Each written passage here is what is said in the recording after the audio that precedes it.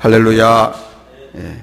이제 사도행전 강해가 몇 차례 안 남았습니다. 오늘이 27장 중간이고 이제 28장이 끝이거든요. 근데 사실 이 사도행전이나 또는 다른 성경을 강해 설교하는 것은 믿음이 좋으신 분들은 참여해서 듣습니다. 그러나 믿음이 없으시거나 신앙생활 시작한 지 얼마 안 되신 분들은 그냥 제목 설교, 주제 설교 이런 걸 많이 좋아합니다. 첫째, 둘째, 셋째, 3단 논법에 의해서 결론 딱 맺고 딱딱 끊어지는 그런 설교를 좋아하고 참석을 안 해요.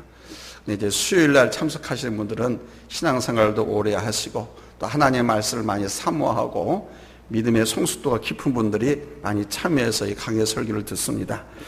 오늘날 우리 한국교회 강단의 설교 패턴이 거의 다 강의 설교입니다. 그런데 시골이라든가 또 낙후된 지역이라든가 또는 조금 부족한 학식을 갖춘 목회자가 목회하는 교회 가면 되게 부흥의 스타일의 제목 설교, 주제 설교를 많이 합니다. 그런데 우리 교회 성도님들의 수준이 상당히 높다라고 봐서 강의 설교를 쭉 해오고 있는데 수요일만큼만은 그래도 많이 이렇게 참석을 안 하시는 걸 보니까 강의 설교의 맛이 뭔지 모르셔서 참석들을 이렇게 안 하는 것 같아요.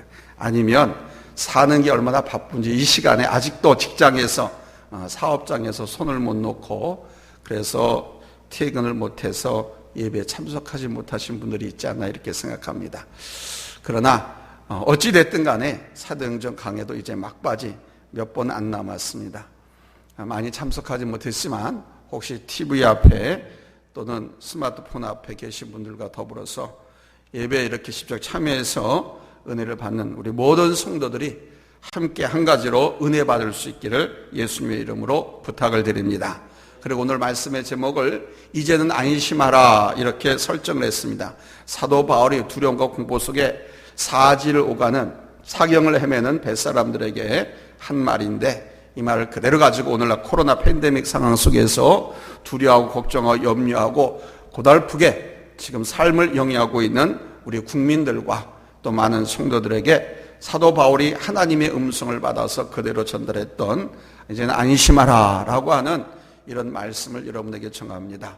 우리 한번 따라서 합시다. 이제는 안심하라. 아멘. 이제 하나님께서 책임져 주시고 이제 고쳐주시고 치유해주시고 살려주실 것이니까 걱정하지 말라는 겁니다. 지금 사도 바울이 탄 배는 사도 바울 포함해서 276명이 미항을 떠나서 베닉스항으로 향하고 있습니다. 그 거리는 한 40마일 된다고 하는데 미투법으로 환산하면 64km 조금 넘는 거리입니다. 저들은 겨울을 지내기 불편한 그 작은 미항을 떠나서 항구 도시 베닉스에 가서 겨울 동안 항락을 누려보겠다는 생각으로 모험을 감행한 것이죠. 이 배에는 276명이 탔는데 4종류의 사람으로 분류를 좀 할 수가 있습니다. 첫째는 배를 관리하는 사람, 즉 선장과 관원들이 탔습니다. 이들은 자기의 능력과 기술과 경험을 믿고 모험을 감행한 사람들이죠. 사도 바울이 안 된다, 가면 큰일 난다라고 떠나지 말 것을 강권했는데도 불구하고 자기들의 경험과 배 기술, 항해 기술 이걸 믿고 모험을 감행한 사람들입니다. 두 번째는 그 배에 탄 죄수들, 그들을 감시하기 위해서 탄 군인들과 로마의 백부장입니다. 백부장은 그 배에서 최고의 권세를 가진 사람입니다. 로마 군인이고 그 군대의 백부장이기 때문에 이 사람이 최종 결정을 내릴 수가 있었습니다. 세 번째는 그 배의 주인 손주와 그 배에 잔뜩 실은 물주들입니다. 이 배는 사람만 탄 게 아니고 많은 물자도 함께 실었습니다. 그 물자를 싣고 로마로 들어가는 거예요. 왜? 로마에 가서 장사해서 돈을 벌려고. 그러니까 물주들이 탔다고 하는 것은 돈 많은 장사치들도 탔다는 겁니다. 네 번째는 아무 이유도 없고 능력도 없고 권리도 없는 죄수들입니다. 이렇게 4가지 부류의 사람이 사도 바울이 탄 이 배에 함께 타고 있었습니다. 그 가운데 제일 초라하고 무능하고 형편없는 존재가 바로 이 죄수들이었습니다. 이 죄수들은 당시에는요, 살아도 그만, 가다가 죽거나 누가 죽여도 그만한 사람들이었습니다. 뒤에 나옵니다만 조금 위험하다 싶으면 이들 아예 죽여버리려고까지 합니다. 도망가게 놓아두기보다는 차라리 죽이는 게 낫다고 생각하는 사람들이었습니다. 이렇게 생명까지도 아주 경시 여기는 보잘것없는 사람들이 죄수들로서 이 배에 탔습니다. 이런 네 종류의 사람을 태우고 이 배는 지금 로마로 가고 있는 중입니다. 사도 바울은 안 된다 극구 만류했지만 저들은 사도 바울의 말을 전혀 듣지 않았습니다. 그까짓 한 사람의 말, 그것도 죄수의 말은 들을 가치가 없다고 생각한 것입니다. 백부장은 바로 여기서 큰 실수를 한 것입니다. 사실 사도 바울이 형식적으로는 죄수였지만 실상은 그는 하나님의 종, 하나님의 사람이었다는 사실을 몰랐습니다. 첫 번째로 광풍이라고 일컫는 유라굴로를 만나게 됩니다. 배는 이미 미양을 떠났습니다. 한참 동안은 순조롭게 갈 수 있었습니다.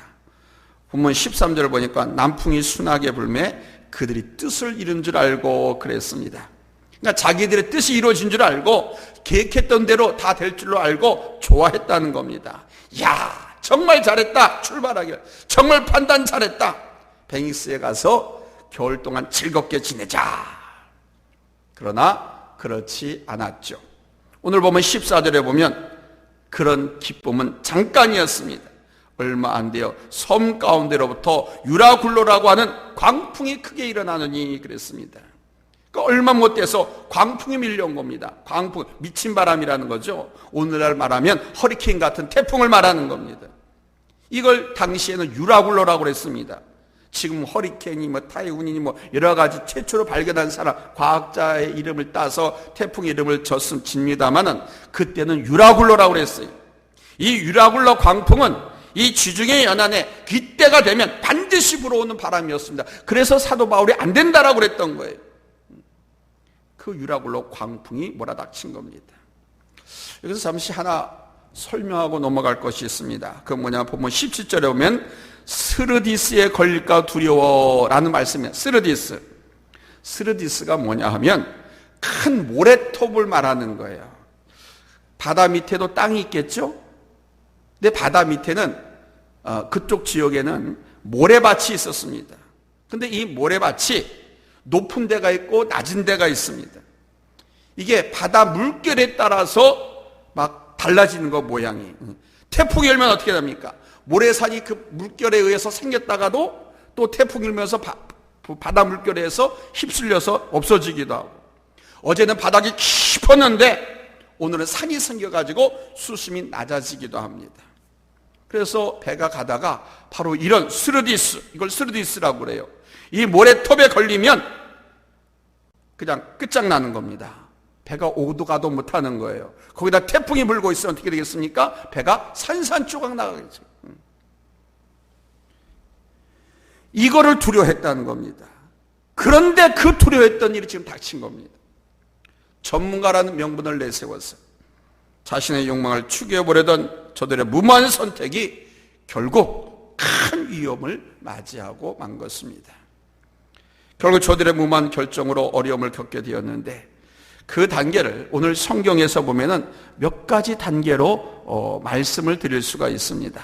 첫째는 15절에 배가 밀려 바람을 맞춰 갈 수 없어 가는 대로 두고 쫓겨가다가 그랬습니다. 그냥 바람에 맞춰서 가는 대로 그냥 내버려 둘 수밖에 없다는 겁니다. 왜? 바람이 워낙 세기 때문에. 여러분, 우리 태풍 올 때 여름에 우산 써봤잖아요. 태풍이 부는데 그 우산이 소용이 있어요? 우산 헐렁당 벗겨지고 다 찢어져 버리잖아요. 그럼 비 다 맞게 돼 버리죠. 그러니까 이 유라굴로 광풍이 부니까 방법이 없는 거예요. 노도 소용없고 키도 소용없고, 워낙 바람이 세기 때문에. 지금 사도 바울이 탄 이 270명이 탄 이 배는 범선입니다. 범선. 그러니까 범선은 바람을 정해가지고 그 바람의 바람을 이용해서 바람의 힘을 이용해서 바람에 맞춰가는 게 몸선입니다. 그런데 바람이 워낙 세니까 맞출 수가 없어서 돛도 내릴 수밖에 없어요. 돛도 못 내리는 거예요. 그냥 이대로 떠밀려다가 모래톱에 걸치거나 무슨 바위라든가 어디에 부닥치면 그냥 부서지게 되는 거예요. 그러니까 부서지지 않으려고, 모래톱에 걸리지 않으려고 그냥 방법이 없어. 손쓸 방법이 없는, 그냥 바람 부는 대로, 배 떠밀려 가는 대로 그냥 가고 있는, 방향 감각도 잃어버렸고 그냥 발버둥 쳐도 그 배 자기들이 원하는 곳으로 갈 수도 없는 거예요. 바람의 방향대로 밀려서 떠밀려가는 수밖에 없는, 정말 위험한 순간이죠. 생각해보세요. 자동차를 몰고 가는데 핸들이 내가 이쪽으로 틀었는데 핸들이 안 움직여. 브레이크도 안 들어. 난리 아닙니까? 만약에 그것이 저 미실령 고개에서 그렇게 됐다고 생각해보세요. 내리막길에서 그렇게 됐다고, 꼬불꼬불한 길에서 브레이크도 안 들고 핸들도 그냥 고장이 나가지고 움직이지 않는다고 생각해보세요. 지금 배가 그런 거예요. 정말 위험한 그런 상황에 직면한 겁니다. 두 번째는 17절에 보니까 그냥 쫓겨가더니 그랬습니다. 무슨 말씀이냐? 도통 어디로 갔는지 모르는 거예요. 왜? 이미 선장이나 선주가 또 백부장이 지시하는 대로 이미 모든 걸 다 포기했거든. 배가 바람에 밀려서 떠내려가니까 손쓸 겨를도 없으니까 어디로 가는지, 어디 가서 부닥칠는지 그냥 쫓겨갈 수밖에 없는. 또 그 다음에는 연장을 내리고 그랬잖아요. 심히 애쓰고 노력하다 마지막에는 연장까지도 다 버렸다는 겁니다. 연장을 버렸다. 이게 무슨 말입니까? 배에는 노도 있고 닷도 있고 키도 있고 배에 필요한 온갖 연장들이 다 있습니다. 그것을 다 버렸다는 거예요. 지금 당장에 이 광풍, 유라굴로 이 태풍에 살아남으려면 모든 것을 버려야 하는 지경, 모든 것을 다 포기하는 지경, 인간의 수단과 능력의 한계가 온 것입니다. 네 번째는 18절에 짐을 바다에 풀어버리고 그러면 이젠 짐까지 그걸 팔아서 먹고 살아야 되는데 생명이라도 건져야 되겠다는 생각에서 그들이 그렇게 소중하게 여겼던 그 짐까지도 다 바다에다 버렸습니다. 자세히 살펴보면 19절에 배의 기구를 그들 손으로 내어버리니라 그랬습니다. 이젠 스스로 한계를 알고 손을 번쩍 다 든 거죠. 그 다음엔 20절에 구원의 여망마저 없어졌더라 그랬습니다. 이젠 소망이 없습니다. 어떤 소망? 살 소망. 살 소망. 이젠 죽었다. 아무 생각도 할 수가 없는. 오늘 성경에 보니까 이미 저들은 여러 날을 굶었습니다. 아니 먹을 수가 없었죠. 어떻게 먹습니까? 배가 요동치는데 비바람이 몰아치고 배가 막 흔들흔들거리고 막 높이 올라갔다 꼬꾸라지고 하면서 막 침몰되지 않지만은 지금 그런 지경인데 어떻게 먹습니까? 살 소망마저도 다 끊어져 버렸는데 먹을 수가 없죠. 배멀미가 나니까 먹을 수도 없고 마음이 불안하니까 먹을 수도 없고 당장에는 쾅하고 파산할 것 같아서 정신이 혼미한데 그래서 모두 다 굶었다는 얘기입니다. 모두가 다 절망했습니다. 여망이 없습니다. 그런데 사도 바울이 이제는 안심하라 라고 말씀하시는 겁니다. 죄수 사도 바울이, 아무 존재 가치도 없던 사도 바울이 저들 가운데 떡하니 일어서더니 아주 권세 있게 말씀을 했습니다. 큰 소리 치던 백부장은 어디 갔는지 보이지도 않습니다. 당당히 갑시다 하고 떠들던 선장과 선주도 할 말이 없습니다. 바울이 이제 권세 있게 서서 저들 앞에서 담대하게 외쳤습니다. 22절입니다. 내가 너희를 권하노니 이제는 안심하라. 너희 중 아무도 생명에는 아무런 손상이 없겠고 오직 배뿐이리라. 여러분, 오늘 이 사건, 이 말씀이 왜 중요하냐면 바로 이 부분 때문에 그렇습니다. 내가 너희를 권하노니 이제는 안심하라. 너희 중 아무도 생명에는 아무런 손상이 없겠고 오직 배뿐이니라. 바로 여기에 교회의 존재 이유, 바로 여기에 교회의 존재 목적이 있는 겁니다. 편안하고 잘되고 성공하고 모든 것이 편안할 때는 복음이 들려지지 않습니다. 세상의 온갖 일들로 가득 마음이 쪄들어 있을 때는요, 아무리 유명한 명설교를 던져도 세계적인 명설교가 이용수가 설교해도 하나도 안 들어오는 거예요. 은혜가 안 되는 거예요. 유럽이나 미국에서도 복음이 영향력을 상실할 때는 국민 1인당 소득이 2만 5천 달러를 넘어섰을 때부터라고 합니다. 우리가 2만 5천 달러를 좀 전에 넘어섰죠. 그래서 지금 3만 달러, 3만 천에서 왔다 갔다 합니다.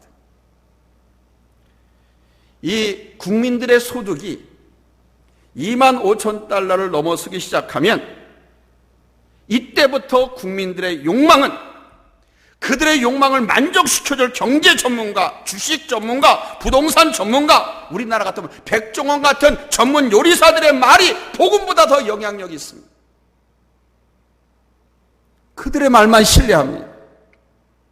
그러나 반대로 지금처럼 어려운 일을 당할 때, 재난이나 환난을 당할 때는 신앙인이 권세를 갖는 것입니다. 세계 역사의 사이클이 그래요. 세계 대공황이라든가 대재앙이 왔을 때에는 경제 전문가, 주식 전문가, 요리 전문가, 부동산 전문가들의 말을 들은 것이 아니라 바로 하나님의 아들들, 믿음의 사람들, 주의 종들이 권세를 가졌습니다. 그런데 지금 우리 사회는 기현상이 나타나고 있습니다. 기현상이 나타나는 이유는 있습니다. 분명히 한국교회의 책임이 있습니다. 물론 우리 정통적인 교회는 아니지만 신천지라고 하는 이단 사이비 집단이 코로나 집단 발생의 원인이 되다 보니까 오히려 교회가 매도되고 있죠. 비난받고 있죠. 6.25 전쟁 때 북한에서 올라만 목사님께서 들려주신 이야기입니다.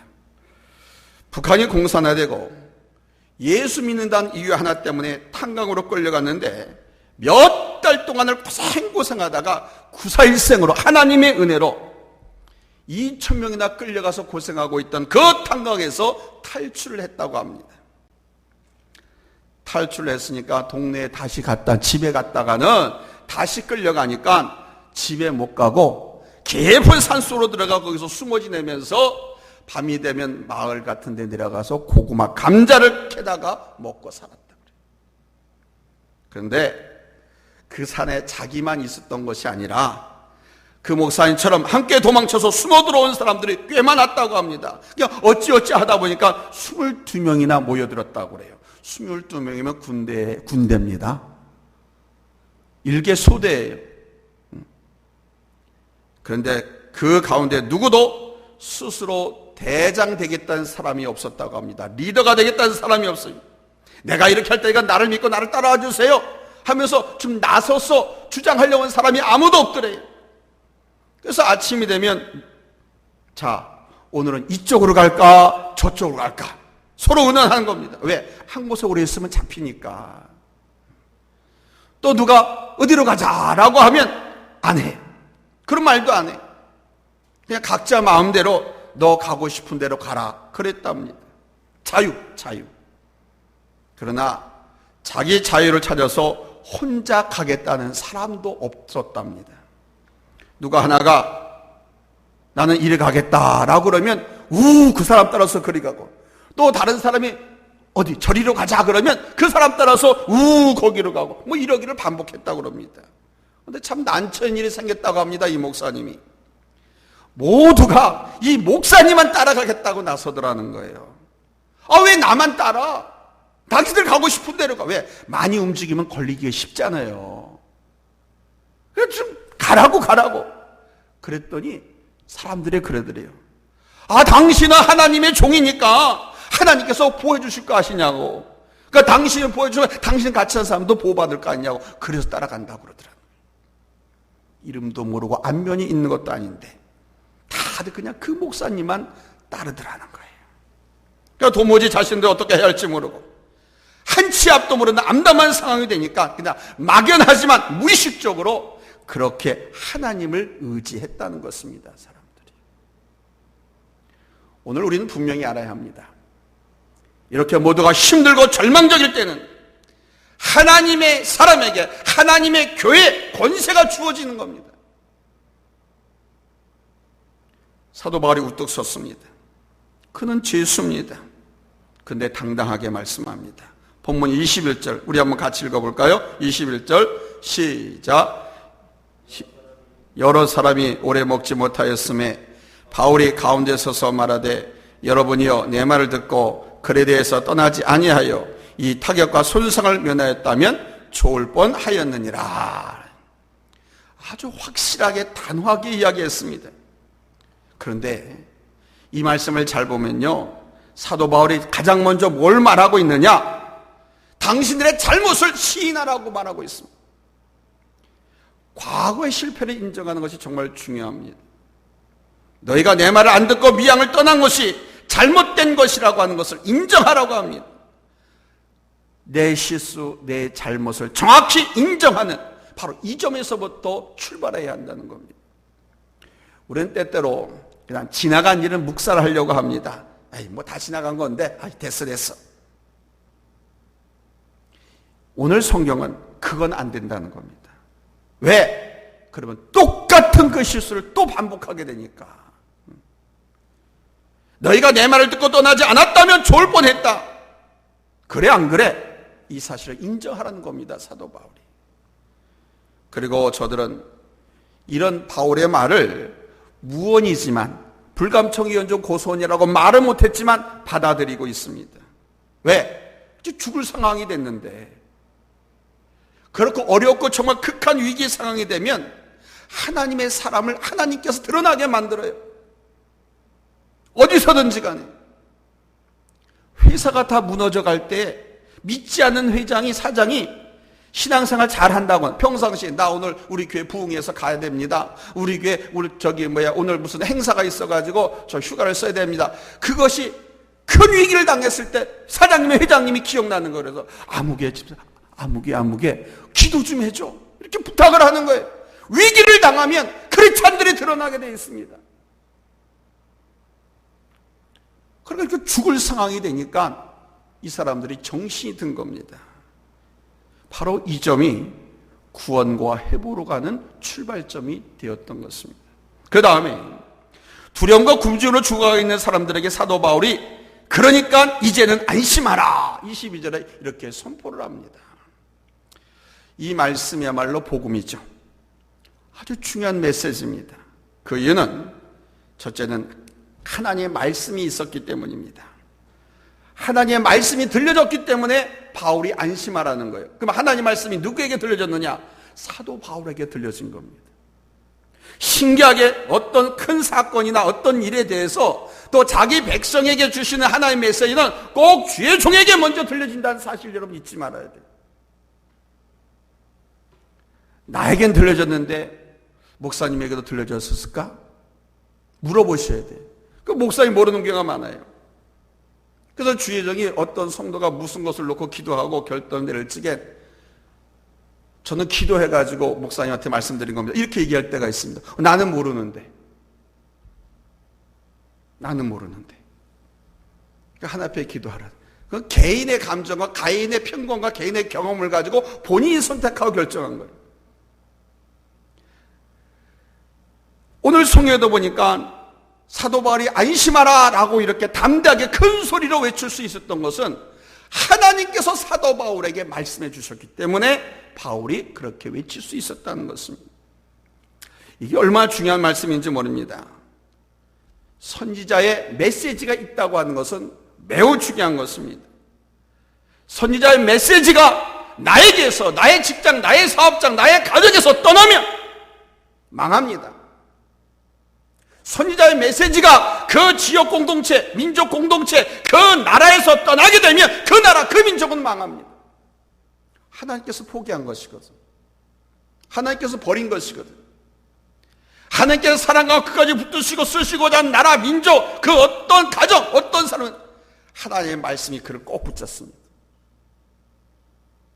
하나님의 말씀이 그를 꼭 붙잡습니다. 그래서 그 말씀을 벗어나지 못하게. 그런데 그 말씀이 내게 들려지지 않고 그 말씀이 없어지면 하나님께서 나를 버리신 것이다. 우리 나라를 버린 것이 되는 거예요. 하나님께서 선지자를 버리면 북한처럼 저렇게 돼버리고요. 그 비참한 복음이 없고 하나님의 선지자가 없는 그런 나라들 보세요. 얼마나 비참하게 삽니까? 따라서 우리는 이렇게 하나님의 성전에 나와서 하나님 말씀을 들을 수 있다고 하는 것이 얼마나 큰 축복인지를 알아야 됩니다. 근데 우리는 너무도 편하니까 오히려 안 나오죠. 안 들으려고 하죠. 또 너무나 많은 메시지들이 있으니까 방송을 통해서 스마트폰을 통해서 여러 가지 전단지 통해서 얼마나 많은 하나님의 메시지가 있으니까 하나님의 메시지가 분간이 안 되는 거, 분간이 안 되는 거예요. 너무 많은 메시지가 한 시간에 순간적으로 동시다발적으로 팍 선포되어집니다. 그러니까 이게 다 나에게 주신 말씀인지 아닌지 받으려고 하지도 않아요. 그런데 하나님의 메시지가 내게 들려진다고 하면, 하나님의 메시지가 나의 심령밭에 뿌려진다고 하면 여러분 하나님 앞에 감사하시기 바랍니다. 하나님의 말씀, 하나님의 성령이 나를 붙잡고 계시고 나를 포기하지 않고 나를 쓰시고 축복하실 것이라고 하는 게 사인입니다. 또한 하나님의 경륜을 확인했기 때문에 바울은 안심하라고 선포했던 것입니다. 앞서 사도행전 23장에 보면 23장 11절에 하나님께서 말씀하셨잖아요. 사도 바울한테 주께서 바울 곁에 서서 이르시되 담대하라, 내가 예루살렘에서 나의 일을 증거한 것 같이 로마에서도 증거하여야 하리라 그러셨잖아요. 이게 무슨 말씀입니까? 사도 바울이 로마까지 무사히 간다, 못 간다? 무사히 간다는 말씀이죠. 하나님의 경륜이 바로 여기에 있는 겁니다. 그러므로 바울은 어떤 경우든지 간에 여러분 무사할 줄로 믿습니다. 바울이 로마까지 간다고 하면 바울과 함께 그 배에 탄 276명, 그들 모두가 공동 운명체가 돼서 그 다른 사람들도 다 같이 생명에는 지장이 있다 없다? 생명 지장이 없이 무사히 로마까지 가게 된다는 겁니다. 누구 때문에? 믿음의 사람, 하나님의 사람, 사도 바울 때문에. 276명 때문에 사도 바울을 살려주는 것이 아니라 하나님께서 사도 바울에게 하신 말씀, 약속, 로마까지 가서 복음을 전하게 되리라고 하는 이 하나님의 경륜, 이 섭리, 이 약속이 있었기 때문에 그 약속이 이루어지기 위해서 여기서 죽지 않는다는 거죠. 사도 바울이 죽으면 다른 사람도 죽을 텐데 사도 바울이 무사히 갈 것이다. 그러므로 사도 바울과 함께 그 배에 탄 276명도 다 안전하게 로마까지 간다는 그런 말씀입니다. 그래서 사도 바울이 여기에 대한 확신을 갖고 당신들도 안심하십시오. 하나님께서 나를 로마에 가서 복음을 전하게 해주신다고 했으니까 여러분도 로마까지 나처럼 무사히 갈 겁니다. 이렇게 말씀을 했던 겁니다. 본문 24절에서 하나님 바울에게 이렇게 말씀하셨죠. 하나님께서 너와 함께 항해하는 자를 다 내게 주셨다 하였으니 그러잖아요. 그러니까 하나님께서 그 배에 함께 탄 다른 사람들의 생명을 사도 바울에게 주셨다는 것입니다. 자, 그럼 여기서 주셨다라고 하는 것은 무슨 뜻일까요? 이 말은 이 배에 탄 모두가 사도 바울과 함께 공동 운명체가 되었다는 겁니다. 바울 때문에 살고 바울의 길과 함께 나아가게 될 것이란 뜻입니다. 그러므로 바울이 이 배에 있는 한, 이 배는 무사하다, 파선한다, 무사하다. 이게 하나님의 경륜입니다. 여기서 확장돼서 설교합니다. 바울처럼 예수 믿는 사람들도 처음에는 초라하고 하찮은 취급을 받습니다. 그러나 바울이 믿음을 가지고 그까지 사명을 감당하고자 할 때 하나님은 바로 그 믿음의 사람을 중심으로 해서 그 주변 사람들도 복을 받게 하시고 그 믿음의 사람을 통해서 하나님의 은혜를 그들에게 입히신다는 겁니다. 이제 사도 바울이 다시 한번 확신에 차서 말씀을 합니다. 25절에 그러므로 여러분들이여 안심하라. 나는 내게 말씀하신 그대로 되리라고 하나님을 믿노라. 하나님의 능력을 믿고 하나님의 말씀을 믿고 하나님의 경륜을 믿고 하나님의 약속을 믿는다. 그러니 안심들 하시오.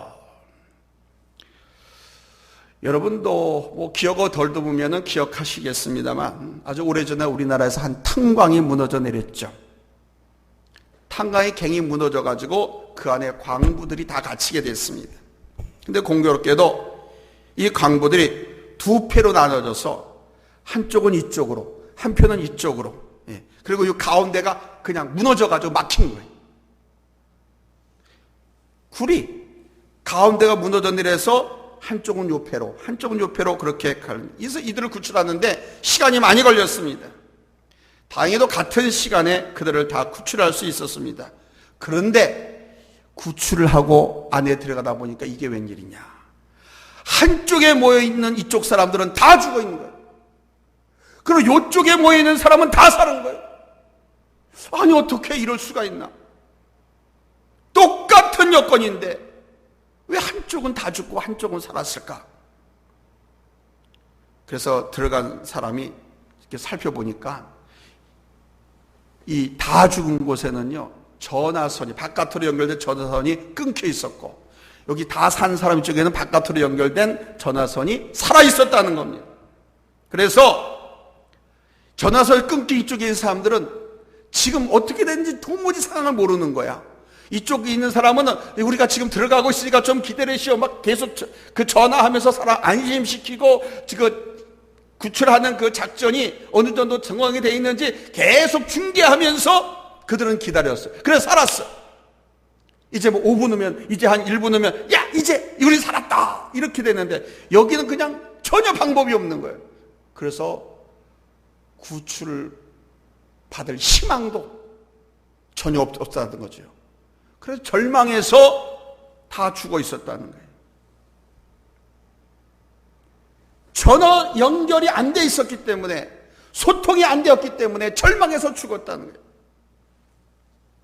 무엇을 말씀드리려고 이 일화를 여러분들에게 말씀드리냐. 우리가 하나님과 영적인 소통이 끊어지면 다 죽는다는 거예요. 인간은 본래 두 가지로 구성되어 있다고 말씀드렸죠. 우리의 영혼을 지탱하고 있는 육신의 장막, 이 육체와 영혼 두 가지로 구성되어 있습니다. 뭐 잘 아시다시피 이 육체는, 육신의 장막은 음식물을 먹어서 힘을 얻어서 생명을 유지하고, 또 이 코로 입으로 들숨 날숨 숨을 쉬어서 호흡을 함으로 이 육신의 장막을 유지합니다. 근데 영혼은 하나님과의 교통을 통해서만 사는 거예요. 이 영혼은 하나님의 말씀을 음식처럼 먹어야 사는 거예요. 이 영혼은 하나님과 기도를 통해서 소통해야만 이 영혼이 사는 거예요. 하나님의 말씀을 먹지 않거나 기도를 통해서 하나님과 영적인 교통을 하지 않으면 이 영혼이 죽어요. 그래서 우리 그리스도인들은 믿음으로 주님을 의지하고 믿음으로 기도하면서 매일매일 순간순간 살아가요. 미루는 바라는 것들의 실상이라고 그러잖아요. 무슨 말입니까? 우리가 소원하고 우리가 갈망하면서 간구하는 그 기도가 있다고 하면 그 기도를 하나님께 반드시 이루어 주신다는 겁니다. 아멘? 오늘 본문에서 사도 바울은 말씀했습니다. 모두가 실망하고 모두에게 소망이 없어졌습니다. 바로 그 시간에 지수인 사도 바울이 우뚝 서서 큰 소리로 외쳤습니다. 여러분 안심하십시오. 하나님께서 우리와 함께 하십니다. 그러니 이제 여러분들은 안심하시고 내 말을 따르십시오. 아주 담대하게 사람 치고도 못 봤던 일개 죄수가 자칫 잘못하고 가면 로마 군인들에 의해서 노예들은 다 죽임을 당할 수도 있는 겁니다. 도망가게 하느니 죽이는 게 나은 게 바로 죄수들이었거든요. 그러던 사도 바울이 아주 담대하게 선포하면서 내 말을 믿고 나를 따르라고 선포하는 거예요. 여러분, 역사가 우리 하나님의 손에 있음을, 인간의 운명이 하나님의 손길에 있다고 하는 이 사실을 선포하고 그 영광이 그 위라굴로 광풍 앞에서 나타난 것입니다. 오늘 우리가 이 점을 잊지 말아야 됩니다. 나 한 사람이 가정에 있고 나 한 사람이 직장에 있을 때, 믿는 사람인 하나님의 자녀인 나 한 사람 때문에 내가 속해 있는 곳, 직장, 사업장, 가정 모두가 복을 받고 하나님의 영광을 이루게 된다는 사실, 이거를 잊지 마세요. 내가 직장에서나 가정에 어디든지 그 대우받고 인정받지 못하고 있다 할지라도 이 말씀을 잊지 마세요. 지금은 대우 못 받지만 하나님께서 반드시 여러분을 쓰실 날이 옵니다. 여러분 때문에 여러분의 가정을 살려주고 여러분의 직장 사업장을 살려주고 믿음의 신실한 하나님의 자녀 여러분 한 사람 때문에 우리 교회를, 이 나라, 이 민족을 하나님께서 살려주십니다. 본문에서 본 바 그 배에 타고 있던 276명의 생명은 바울 한 사람 때문에, 바울을 통해서 이루시고자 하는 하나님의 그 경륜 때문에 다들 무사하게 되었다고 하는 사실을 여러분 믿으시기 바랍니다. 이것이 바로 믿는 자의 권세고요, 믿음의 사람으로 인해 우리 하나님이 받으실 영광인 것입니다. 믿음으로 삽시다. 믿음으로 살면 하나님께서 그때마다 메시지를 주십니다. 그때마다 평소에 듣던 말씀, 설교 말씀, 그때마다 여러분이 평소에 읽고 묵상하던 그 말씀을 통해서 여러분에게 분명하게 외치십니다. 내게 들려주신 그 말씀, 내 심령에 새겨진 그 말씀 붙들고 여러분 믿음으로 선포하고 믿음으로 승리하시기를 예수님의 이름으로 축원합니다. 할렐루야. 기도합니다.